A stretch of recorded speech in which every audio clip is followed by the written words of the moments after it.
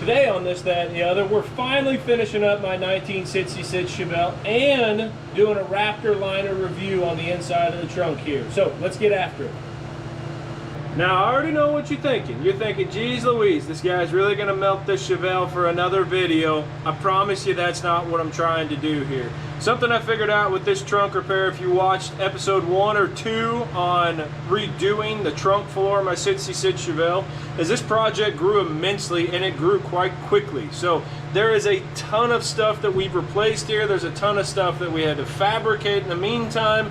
That's not what this episode is, though. This is the finishing product of it. So what I'm trying to do here, I'm going to go through and kind of show you where we're at. I bet you I have easily, I would say 250 to 500 plug welds that I've done just on this trunk floor area. I didn't record any of that. You've already seen me do the last section. This was just the primary goal of finishing it. And today we're going to be able to officially finish it and be able to get on to some burnouts, which I know we're all excited for, including myself. I'm ready to be driving this thing. It is now the middle of July. I haven't driven this car since June, the 1st of June, and I'm sick of it. I'm ready to be driving my hot rod around, so let's get to it.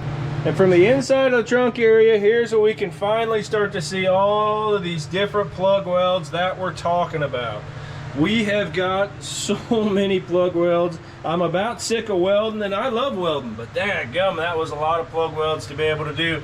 And this is just the top side. If we slide down to the bottom and look under there, we've got even more plug welds throughout everything else. We've got patches, we've got cross braces, we've got, the whole reason this started in the first place was my trunk, or my fuel tank was falling out. We've got new fuel tank brackets, we've got new fuel tank straps. We have got a little bit of everything from what we fabricated and whatnot. So now, if you notice underneath here, the next step we're gonna start doing is getting this thing coated so it's protected underneath in the first place. I did have enough sense to sand this stuff before I put it in, so I went ahead and did my sanding. I got a little touch-up areas to do, places where there's weld-through primer, shiny spots, whatever. But I've got 98% of my sanding done, and that's gonna be 10 times easier than if I would've just put it in and then had to lay on my back and sand it the whole time anyway. So we've got it sanded, we need to get on to our coating. So before we get on to our coatings, we have to understand the products we're using in the first place. The product we're actually using and reviewing today is actually gonna be this Raptor Liner aerosol bed liner, if you will. I've sprayed a ton of Raptor Liner, like the actual bed liners, through their guns and stuff, and it works phenomenal. Extremely resistant to things like fuel getting on them. Really, it's just a durable product. I once did a Jeep and fuel tank leaked and actually had gas sit on it openly for 4 hours, and it never did peel up. It soaked up the gas, I put my finger on it, and it was still hard as a rock. To use this though, it does have restrictions. It doesn't want to go to bare metal, so we need to first get a coating on it. Now, you've seen me use this before in the F100 lizard skin video. This is the Eastwood Rust Encapsulator Plus. I absolutely love this product on the F100 video that we showed, and it was just because of the case that if there's some surface rust, this stuff is meant to not only latch onto it, but neutralize the rust that's there and make a sound substrate for our now Raptor Liner to go on in this case. It's also going to give us a solid substrate because I want to do seam sealer as well. If you've watched my channel before, you know that I absolutely love seam sealers, weld-through primers, everything that protects the repairs that we're doing. If we're going to go through all this trouble, and I mean, folks, we went through some trouble. I put a lot of work into getting this thing done. The last thing I want to do is have it come back in a year and now it's rusting, or now this this particular seam is rust jacking a couple years later. I drive this car all year long. I drive it in the rain. I've driven it in the snow. I daily drove this car for 5 years. I want to know that my repairs that I'm making are going to last another 50 years on this car, or however long the car lasts. So that's where these things come into play. So these are going to be our 3 products we see go on. I'm not going to spray this. I am going to put it on with a brush. In the F100 video, you see me actually spray it, and I reviewed it pretty well in there. Let's brush it. Let's see what it's like underneath there and see about getting it coated. Now, this product is super simple to use. There is no catalyst. You can reduce it with xylene if you need to. I would only use that in a spray application.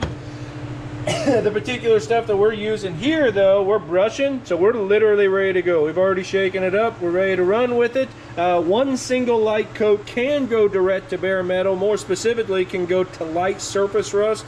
It would prefer to have some grit sandpaper through there. Let's remember, I've got mine prepped with, it says 320. I did do, let's see if we can focus. 320 grit's what it recommends. I did do 220 with mine. I'm really not too worried about that because we're literally getting ready to put bed liner on it. So let's get it into the trunk and start applying. So there's another channel that I really like to watch on YouTube called Diesel Creek, and you know, it's something that I look forward to, a video that he puts out every week, but there's some weeks where he doesn't get one out. And this past weekend he put one out, and he kind of explained simply why. He said what you don't see is that sometimes this stuff just takes a long time to do.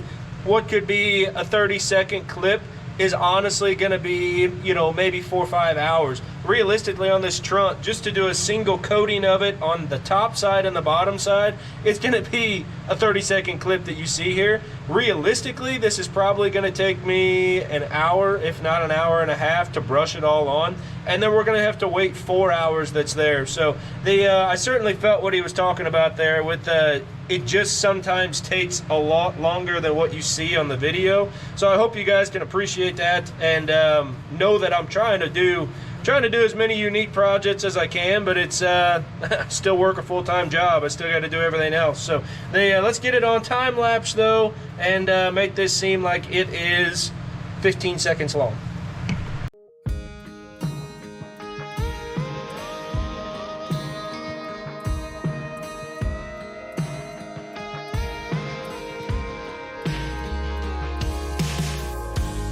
I was a 10-year train wreck with a last call long neck.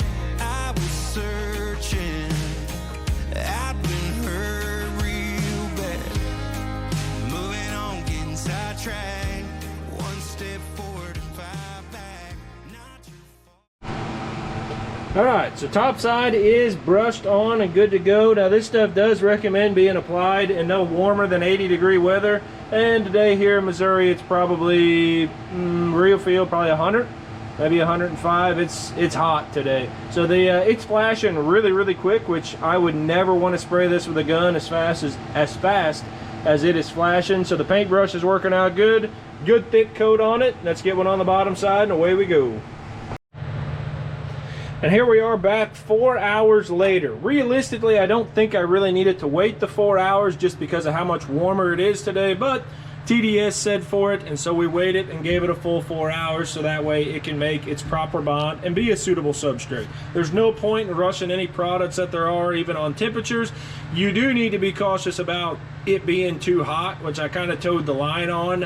By no means would I have sprayed in this temperature, but for the brush on, it seemed to work pretty good. We've got this guy there. Now it says we have to wait at least 4 hours, but we actually have 48 hours that we can put a top coat on it and essentially have a wet on wet bond.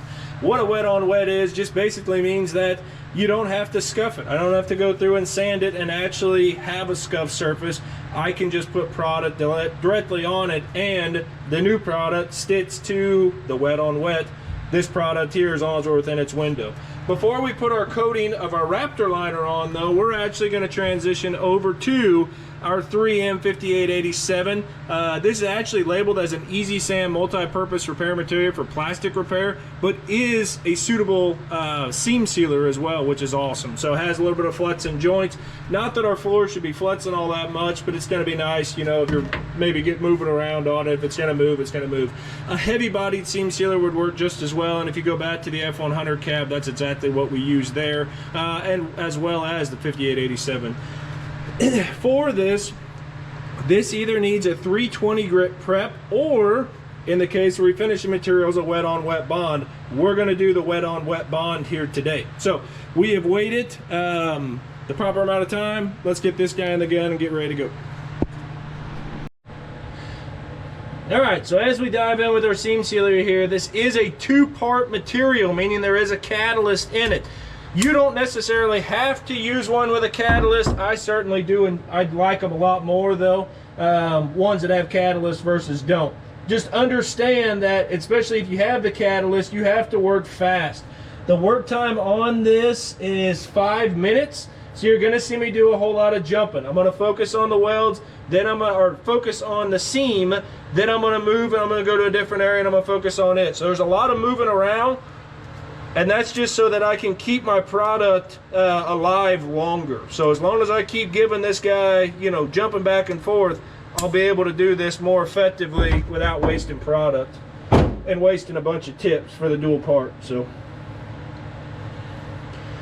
we see ourselves get a good bead on there, and that's as simple as it is. We just keep jumping around and we just keep putting it on. So I'm going to get it put on time lapse and we'll go from there.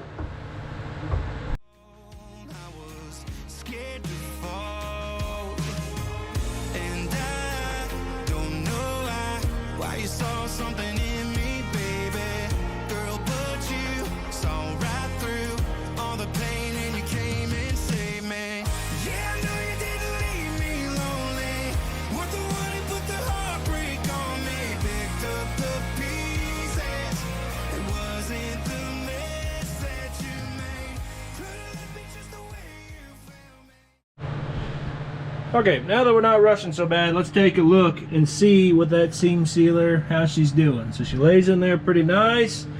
Any areas of concern, such as joints, especially lap joints, which we have a lot of here, we made sure and seam seal. This does a lot of things for us.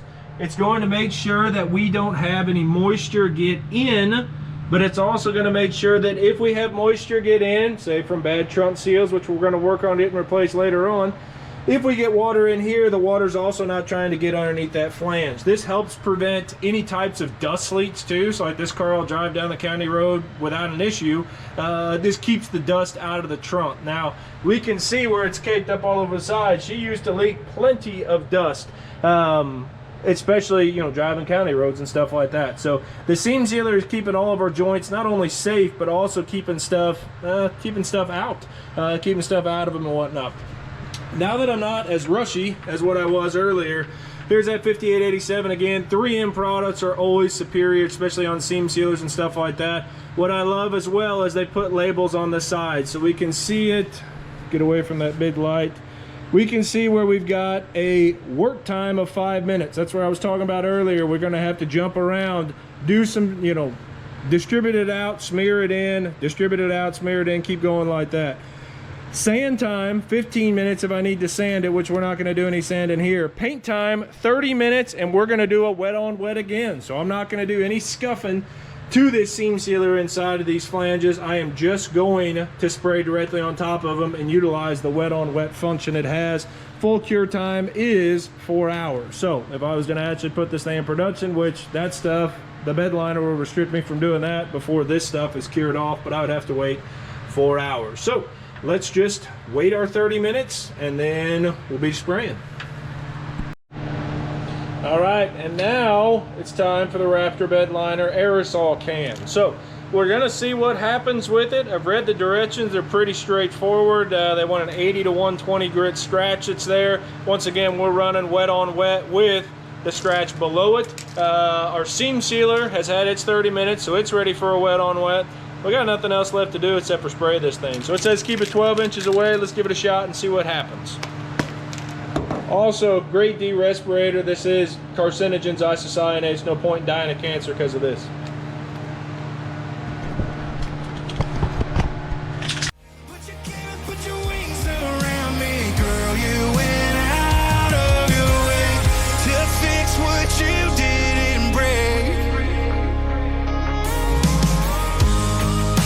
Star in the pitch black, shine the way on the way back, out of nowhere, answered all my... So far as we're going along, pretty good coverage, getting a little bit of texture to it. Let's put it on time lapse and get the first coat on. Picked up the towel that I threw in, took in a heart that was ruined, show me the past ain't a tattoo, love me even when you didn't have to. Okay, first can through. As you can see, there's a lot of buildup there. I think that's my user error. Now, it doesn't really tell you how to specifically spray it, but you seen in that time lapse me going back, stop, forth, back and stop, going all the way to the end and then stop, all the way back, then stop. I think with this second can, you see here, I've got like no buildup on it. I'm just holding it to it and spraying it like a traditional bed liner would be sprayed. Just kind of misting it across, keeping equal coverage. So seems to be the trick there on that for sure, and good results. I'm really happy with it so far. All right, so another awesome product we're gonna be using here today too is 3M Cavity Wax Plus. It's 8852 is the part number. You can buy this on Amazon for like 35, 40 bucks. So areas that we can use this in especially are gonna be underneath the car. It can be up on top of the car too, but mostly underneath the car. So anywhere in these channels. So we know we've got plug welds on either side of it, and we've got everything weld through primered, but we've got access holes, especially off of these kickers. We've got it on these strap areas. Anywhere that we might have welded, even if we had weld through primer, this is just our safety net to make sure it works good. So I'm gonna try to set the camera up, see if I can get a place, maybe there. Yeah, okay. Super simple to do. This will be after paint, so don't try to do this during the painting process, or otherwise you're gonna have a bad day whenever you realize that you just put wax all over everything. See it kind of shooting out there. And that is just as simple as it is, and our final form of protection to try to keep this guy from rotting out. Let's get everything done and keep on moving.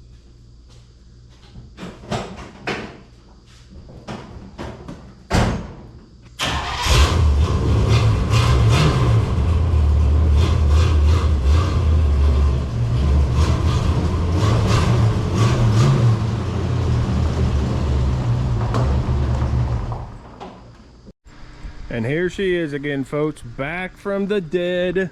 Let's check out some of the work that we did. So this has been a three-part video, as we know. First part was getting the old floor cut out and getting our new floor fitted. We figured out we had a whole lot more rust in there though, and so we had to order a bunch more parts. Second video was actually getting finalized fitment and welding this piece and that inner structure in. This final video, we skipped past the weld and everything else off, the 250 some odd plug welds we had to do, and we went straight to the finishing part. So we got our seam sealing done, we got our Raptor Liner done. I think the Raptor Liner honestly worked really well, as long as you hold that trigger down all the way. If you try to go back and forth painting it like an actual paint gun, it spits and sputters, and it's trash.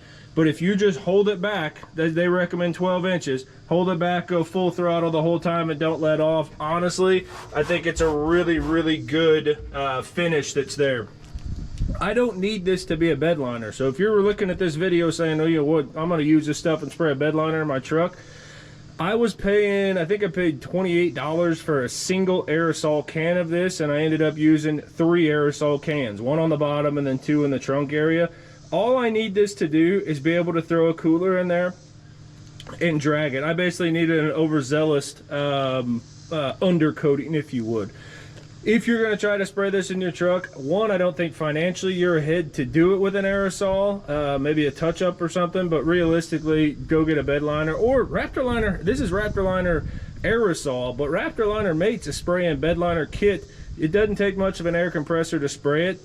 That would be an even better solution there too. So I couldn't be happier with it. I think it's going to be ultra durable, and you know, if we come back in I don't know, 6 months and it's trash, then I'll make a video that says this stuff's trash. But let's go and review the products that we used additionally.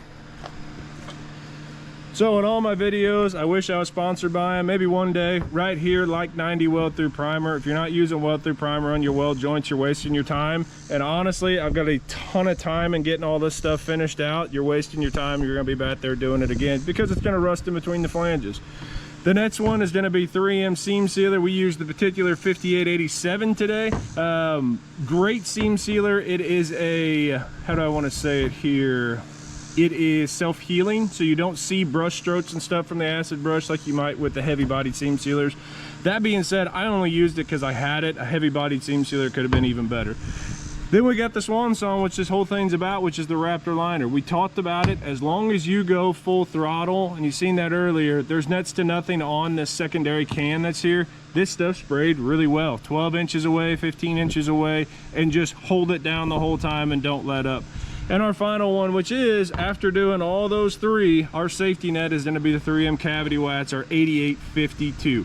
All right, you're probably tired of listening to me talk about it by now. We have got some very important things to do. This car's got to get on the road. We got to go drive it. And then if you look down here, this is the old trunk floor, and you see a heck of a lot of rubber burnt up there. We need to go do that again and get our new floor christened, if you will. So let's get after it.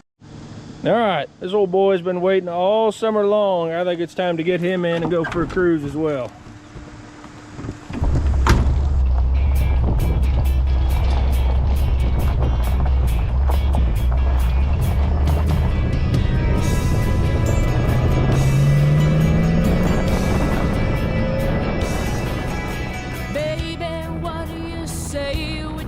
Get lost.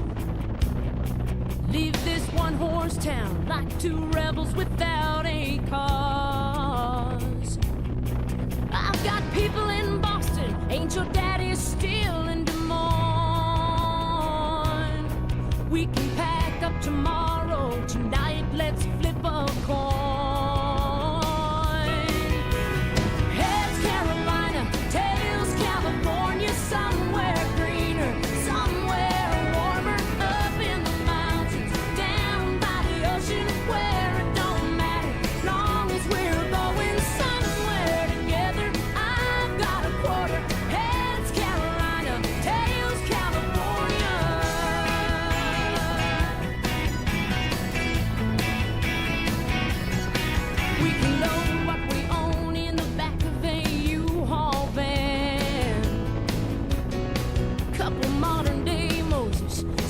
for the promised land.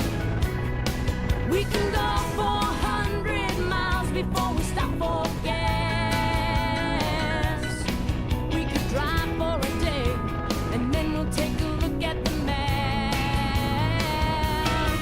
Oh, heads Carolina, tails California, somewhere greener, somewhere warmer, up in the mountains, down by the ocean, where it don't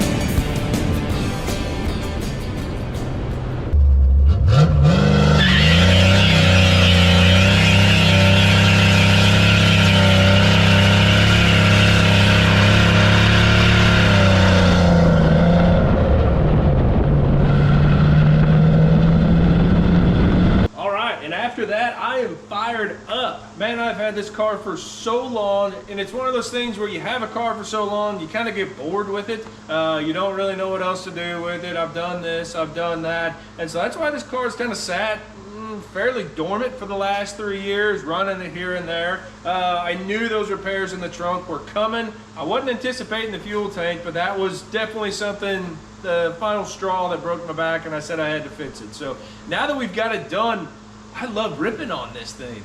I forget how much fun the little 283 V8 3 on the tree is. Today we finished up a lot of things. We've got not only some awesome products, so we've got our Raptor Liner coatings that are in there, but we've got our seam sealers, we've got our cavity wax. I showed you a lot of sweet stuff to where hopefully we put a lot of work into this car, we've gotten it done, and now we don't have to worry about it again. It's just done.